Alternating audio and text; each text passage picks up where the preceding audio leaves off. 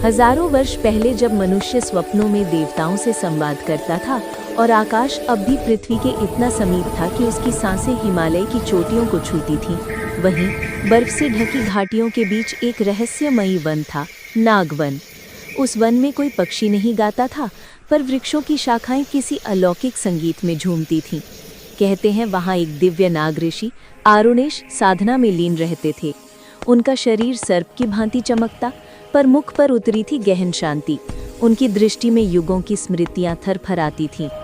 एक रात्रि जब आकाश में बिजली नहीं बल्कि तारों के सर्प लहर रहे थे, एक उल्का पृथ्वी पर गिरी। वो नागवन के केंद्र में धंस गई और वहाँ एक क्रिस्टल जैसा जलाशय उत्पन्न हुआ, जिसका प्रकाश पेड़ों की देह में रक्त की तरह बहने लगा।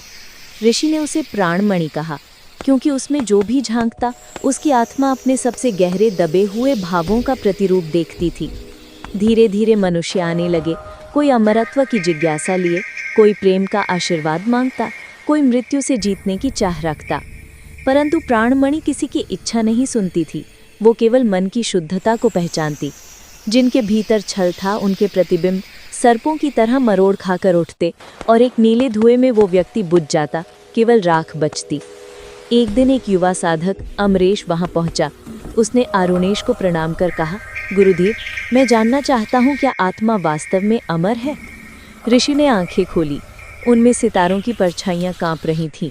वे बोले, उत्तर शब्दों में नहीं, प्रतिबिंब में है। झील में देखो और जो देखो वही सत्य समझो। अमरेश ने प्राणमणि के जल में देखा। पहले उसे एक रोता हुआ बालक दिखाई दिया, फिर वही बालक एक ज्वलंत क्रोधित युवक बन गया और अंत में वो युवक एक श्वेत वस्त्रधारी वृद्ध में रूपांतरित हुआ, जो ध्यान में विलीन था। तीनों रूप धीरे धीरे एक दूसरे में समा गए और उनके मिलन से एक स्वर्ण ज्योति फूटी, जिसने अमरेश के हृदय को प्रकाशित कर दिया। उसी क्षण प्राणमणि में दरार पड़ी और नागवन में एक दैव प्रकाश का विस्फोट हुआ। जब सब कुछ शांत हुआ, वहां कुछ न बचा सिवाय एक विशाल वृक्ष के, जिसकी पत्तियां सर्प चर्म की तरह दमक रही थीं और जिसकी छाल पर एक रहस्यमयी वाक्य उत्कीर्ण था, जब इच्छा सत्य के संग एक हो जाए, वहीं से अमरत्व जन्म लेता है। आज तक कोई नहीं जानता वो वृक्ष कहाँ है, पर साधक कहते हैं कभी कभी ध्यान की गहन निस्तब्धता में जब मन पूर्ण निर्विकार हो जाता है, तब भीतर एक फुसफुसाहट सुनाई देती है। तुम उसी वन की शाखा हो और प्राणमणि अब तुम्हारे भीतर है।